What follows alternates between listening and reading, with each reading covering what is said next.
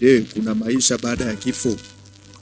Hilo ndilo swali mara nyingi watu wanapenda kujiuliza katika maisha, ya kwamba wakati mmoja wetu ametuacha, ameweza kuaga dunia, maswali huwa yanakuwa mengi ya kwamba je, kweli kuna kuishi? Je, huyu mtu ambaye ameondoka duniani kuna mahali anaishi? Na atakayetuambia huu kweli wote ama kutufunulia huu kweli wote si mwingine bali ni Bwana wetu Yesu Kristo, kwa sababu yeye ndiye Bwana wa maisha yetu. Yeye ndiye Mungu, tuliumbwa kwa yeye, tuliumbwa katika yeye. Kwa hivyo anajua ukweli wote wa jambo hili. Watu wamekuwa na maoni mbalimbali kwa habari ya maisha baada ya kufa inakuwa namna gani. Kuna dini zingine ambazo zinasema ya kwamba mtu akisha kufa anarudi tena ulimwenguni kupitia umbo la kiumbe kingine, aidha kupitia umbo la nyoka ama kupitia umbo la mnyama ama kupitia umbo la kitu kingine chochote tu, mradi ni kiumbe hai. Na hivyo ndivyo ambavyo wengine wamefundishwa katika dini zao. Kuna wale ambao wamefundishwa ya kwamba baada ya kuishi maisha hapa duniani, kama ulikuwa umeishi maisha mazuri, umeishi vizuri na watu, kuna wale ambao wamefundishwa kwamba wakiaga dunia roho zao zitazaliwa tena, lakini kupitia staili tofauti, yani kupitia mwanadamu ndio, lakini hata kuja kama vile alivyokuwa mwanzoni, bali atakuja akiwa na jina tofauti na ataishi maisha mazuri zaidi kama thawabu ya yale maisha ya kwanza aliyokuwa ameishi hapa duniani. Hiyo ni imani ya dini mojawapo hapa ulimwenguni. Lakini wanasema ya kwamba kama hukuishi maisha mazuri, maisha ya kwanza ulioishi hapa duniani, kama hukuishi maisha mazuri, uliishi maisha ya dhambi, maisha ya kukosea wengine, maisha machukizo, wanaamini ya kwamba baada ya kufa mtu huyo atazaliwa tena, atakuja duniani tena, atakuja ndio kama mwanadamu hivyo, atakuwa amezaliwa hivyo kama mwanadamu hivyo, lakini maisha yake hayatakuwa mazuri, yatakuwa maisha mabaya, yatakuwa ya ufukara, yatakuwa maisha ya shida, kuwa ni malipo ama ni mshahara wa yale maisha ya kwanza aliyokuwa ameishi hapa duniani. Hiyo ni belief ambayo iko ndani ya mojawapo tu ya dini hapa ulimwenguni. Lakini kuna beliefs mbalimbali kwa habari ya maisha baada ya kufa. Kuna wale hawaamini kwamba kuna maisha baada ya kufa. Kuna wale wanaamini ya kwamba mtu akikufa hivyo amepotea, ya kwamba huyo amesha kwenda na hawezi kuwa mahali kwingine tena. Lakini tutajifundisha leo na tutatafakari neno la Mungu leo ndani ya Biblia, ambacho ndicho kitabu ambacho tunaamini ndio msingi wa imani yetu, na ndio hapo ndani ndio kuna ukweli. Hapo ndani ndio kuna ukweli. Na sijui hapo ulipo unaamini namna gani, ya kwamba je, ukifa wewe unaamini vipi? Unaamini ya kwamba utazaliwa tena hapa duniani ukiwa kwa umbile lingine, ama namna gani? Unaamini namna gani? What do you believe? Unaamini nini kwa habari ya kufa? Okay, maandiko yanasema kwenye kitabu cha Luka mtakatifu sura ya 19, siku moja Bwana Yesu alipokuwa anafundisha, alipokuwa anahubiri habari njema za ufalme wa Mungu, Bwana Yesu akataka tujifunze kwa habari ya maisha baada ya kufa yanakuwa namna gani. Na Bwana Yesu akatoa mfano wa watu wawili. Ni mfano ambao tumeusikia mara nyingi kupitia wahubiri ambao wanahubiri injili hapa duniani. Tumesikia huo mfano mara nyingi sana. Labda wewe ni mara yako ya kwanza kusikia mfano huu, basi tegeshea sana kwa makini ili uweze kusikia kile ambacho Bwana Yesu alifundisha kwa habari ya maisha baada ya kufa. Kumbuka, tunategemea neno la Kristo kwa sababu yeye ndiye kweli. Yeye anaponena ananena iliyo kweli. Haneni vitu ambavyo ameambiwa ama amesikia, bali ananena vitu ambavyo anajua viko hivyo, kwa sababu ufalme ni wake, mbingu ni zake, kila kitu ni cha kwake.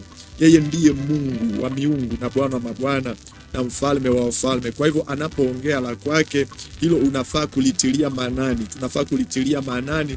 Anapoongea Bwana Yesu haongei kama wanadamu wengine. Anaongea akiwa anajua anachoongea ni nini. Anaongea iliyo kweli.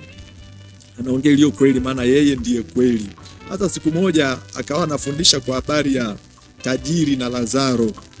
Akawa anasema kuna mtu ambaye alikuwa anaitwa Lazaro, ambaye alikuwa ni maskini sana. Alikuwa ni mtu maskini, alikuwa ni mgonjwa, ana vidonda vingi ndani ya mwili wake.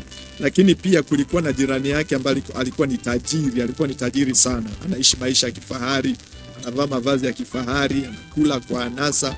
Yani maisha yake ilikuwa tu ni maisha mazuri, maisha ya starehe kabisa.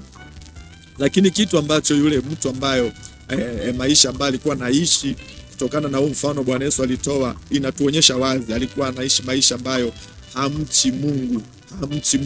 Maandiko yanasema kwamba yule maskini alikuwa anabebwa, anapelekwa kwa nyumba ya yule tajiri, anawekwa pale mlangoni. Tajiri anakula chakula, lakini hamgawi yule maskini, isipokuwa maskini alikuwa anakula tu makombo. Mbwa wanakuja wanaramba vidonda vya yule maskini, wanamramba vidonda. Na Bwana Yesu akafundisha akasema ya kwamba yule Lazaro maskini akafa, na alipokufa alichukuliwa mpaka kwenye kifua cha Ibrahimu. Yani kwa lugha nyepesi tunaweza sema mbinguni ama paradiso, ambapo ni nafasi katika ulimwengu wa roho, ama ni mahali katika ulimwengu wa roho ambayo watu wenye haki wanaenda baada ya kufa, ambayo watu ambao wameishi maisha ya kumcha Mungu, wameishi maisha kumpendeza Mungu, hapo ndipo wanaenda baada ya kufa. So huyu Lazaro akachukuliwa na malaika mpaka kwenye kifua cha Ibrahimu. Ibrahimu ni nani? Ibrahimu ni baba wa imani. Ibrahimu ni baba wa imani, imani kwa Mungu aliye hai. Huyo ndiye Ibrahimu, ambaye wote ambao wako na imani kama ya Ibrahimu kwa huyu Mungu aliye hai, mahali Ibrahimu alipo, hapo ndipo nao pia wanaenda, ambapo ni mahali pazuri, ni mahali ambapo pana raha, pana amani, pana uzima tele. Sasa Lazaro akachukuliwa, roho yake ikachukuliwa.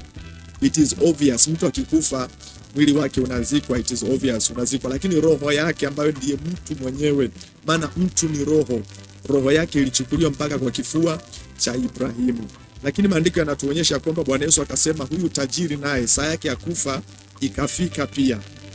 Saa yake ya kufa ikafika, na alipokufa akazikwa. Akazikwa. Anasema na kule kuzimu. Kwa hivyo aliyezikwa ni tajiri, sio kwamba alizikwa tu mwili, roho yake ilizikwa. Ilizikwa wapi? Ilizikwa kuzimu. Ilizikwa kuzimu. Kuna ulimwengu ambao unaitwa kuzimu. Huu ulimwengu hauko hapa duniani. Na kuna ulimwengu unaitwa kifuani pa Ibrahimu ama paradiso ama mbinguni. Na huo ulimwengu haupo hapa katika ulimwengu wa mwili, uko katika ulimwengu wa roho. Kuna ulimwengu ambapo upo mahali ambapo macho ya mwanadamu hayawezi ona. Na ndio maana wote ambao wanakufa hapa duniani, roho ni watu wengi wamekufa sana hapa duniani tokea wakati wa Adam, tokea wakati wa Abel. Maana Abeli ndiye mtu wa kwanza kufa. Abeli ambaye ni mtoto wa Adamu, ni ndugu yetu, maana na sisi ni wana wa Adam. Maandiko yanasema ya kwamba tajiri akajikuta yuko kuzimu. Na maandiko yanatuonyesha kwamba kule kuzimu kumbe kuna moto. Hebu sema moto. Sema moto. Kule kuzimu kuna moto, si mahali pazuri. Neno kuzimu watu tunalisikia mara nyingi sana hapa duniani likitajwa. Kuzimu. Kuzimu si mahali pazuri, ni ulimwengu wa wafu. Roho za waliokufa katika dhambi, hapo ndipo wanaenda. Roho za watu ambao walikufa bila uzima ndani ya roho zao, hapo ndio wanaenda. Wale ambapo hawakuishi maisha ya kumcha Mungu, hawakupokea uzima wa milele ndani ya roho zao kwa kumwamini Yesu, hapo ndipo wanaenda. Na maandiko yanatuonyesha kwamba kule kuzimu, yule tajiri aliinua macho yake akamwona Lazaro kwa mbali akiwa kifuani kwa Ibrahimu.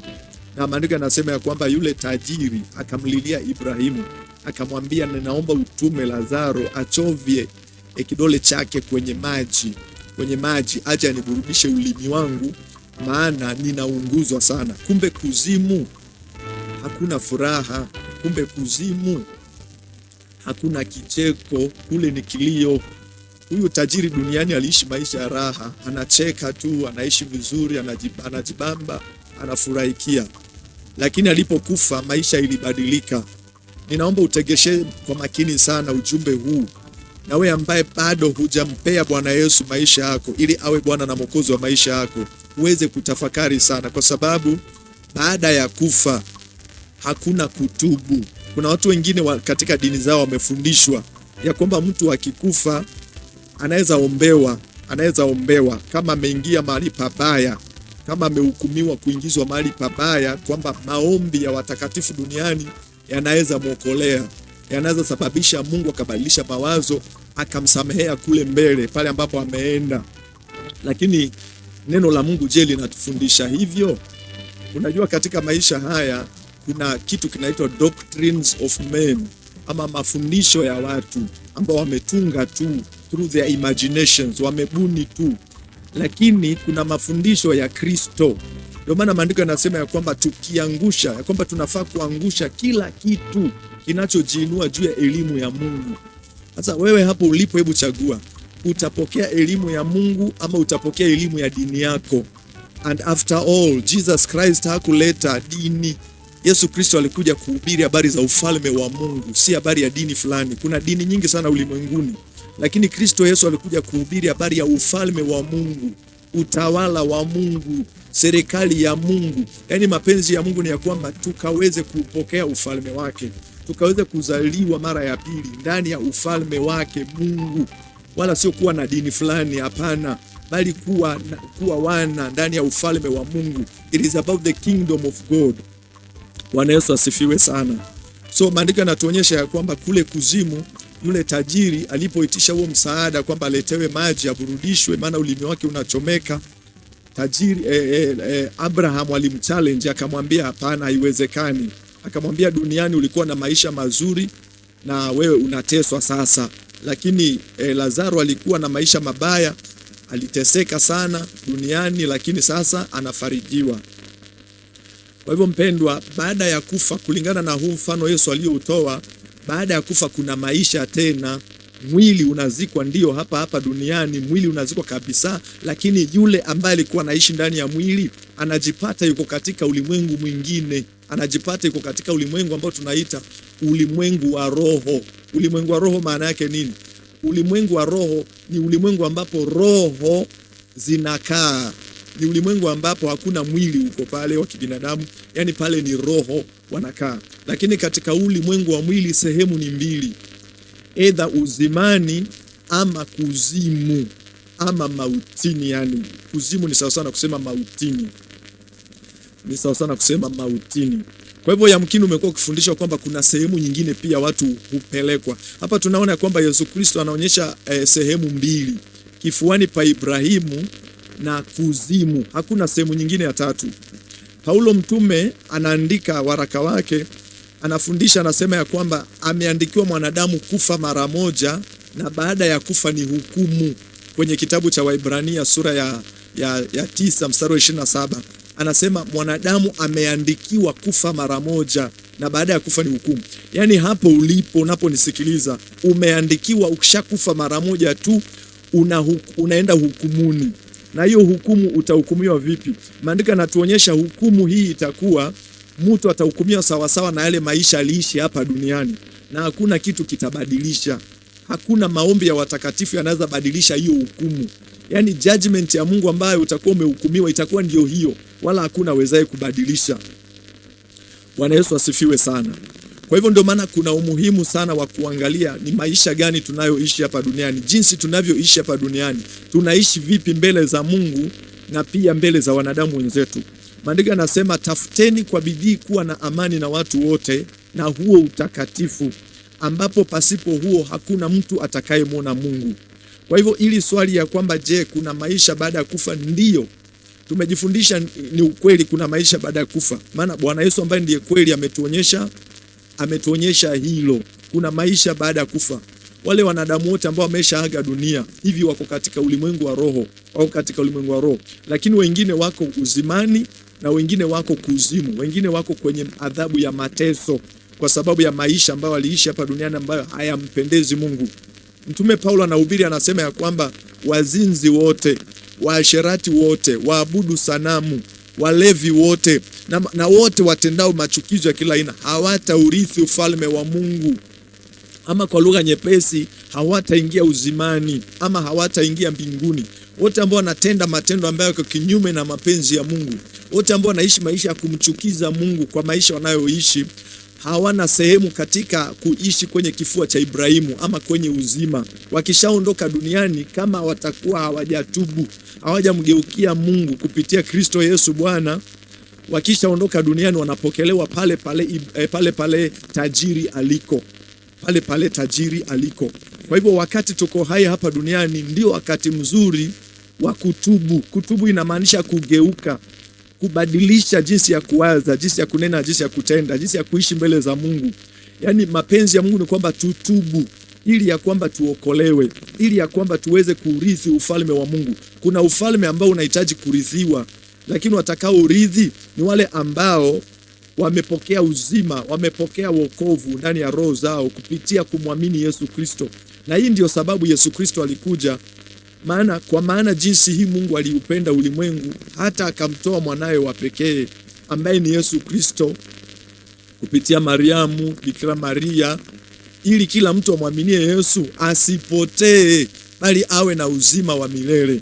Kumbuka, ni yule ambaye anamwamini Yesu ndiye hatapotea. Si yule ambaye anaamini mamake Yesu, si yule ambaye anaamini watakatifu fulani, ni yule ambaye anaamini Yesu. Huyo ndiye hatapotea bali atakuwa na uzima wa milele. Hiyo ndio kusudi Mungu alimtuma mwanae ulimwenguni. Maana kuna watu watapotea kama hawatamwamini Yesu Kristo. Kuna watu watapotea, na kupotea inamaanisha huko kuenda mahali ambapo tajiri alienda baada ya kufa, kwenye mateso. Maana hiyo ndio hukumu ambayo aliipokea baada ya maisha haya ambayo si ya kumpendeza Mungu. Huu ndio wakati wa kutubu. Huu ndio wakati wa kutengeneza maisha na Mungu. Huu ndio wakati wa kutafuta kujua mapenzi ya Mungu ni nini katika maisha yetu. Mungu anataka nini katika maisha yetu? Anataka tuishi vipi hapa duniani? Maana baada ya maisha haya kuna kuishi tena katika ulimwengu wa roho, lakini inategemea. Kama uliishi kinyume na mapenzi ya Mungu, hautaingia uzimani. We unaelekea mahali tajiri aliko, yani kuzimu, kwenye mateso. Bwana Yesu asifiwe sana. Kama kuna wakati wa kutengeneza, ni wakati tuko hai. Kuna wengine wanasema kuna mahali watu ambapo wanapelekwa kishakufa, wanapelekwa panaitwa purgatory ama torahani, ya kwamba wanapelekwa ili hapo wakaweze kutengenezwa. Kama walikufa wakiwa na dhambi, watengenezwe ndio waingie uzimani. Lakini that is a doctrine of man. Hiyo ni mafundisho ya wanadamu ambayo hayako ndani ya neno la Mungu, ndani ya Biblia. Bwana Yesu anaonyesha sehemu mbili, kwenye kifua cha Ibrahimu na kuzimu. So hakuna nafasi nyingine ya tatu. Mtu akishaaga dunia tu, akishafunga macho hapa duniani, anayafungua ya rohoni kwa ulimwengu mwingine. Hakuna mahali kwingine tena ambapo mtu anaweza ambiwa sasa ingia hapa, maana tunakuona uko na dosari, tengenezwa hapa ndio ingie. Mahali pa kutengenezwa ni hapa duniani. Hakuna mahali kwingine tena. Hapa duniani ndio mtu anatubu. Hapa duniani mtu hawezi tubu baada ya kufa. Mtu anatubu akiwa hapa duniani, anatengeneza na Mungu akiwa hapa duniani.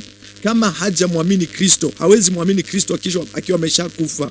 Anatakana aamini akiwa hapa duniani, kwa maana imeandikwa, kwa moyo mtu huamini hata akahesabiwa haki, na kwa kinywa humkiri Yesu ya kwamba ni Bwana hata apate wokovu. Unaona So tunaamini tukiwa hapa duniani, kwa maana imani huja kwa kulisikia neno la Mungu.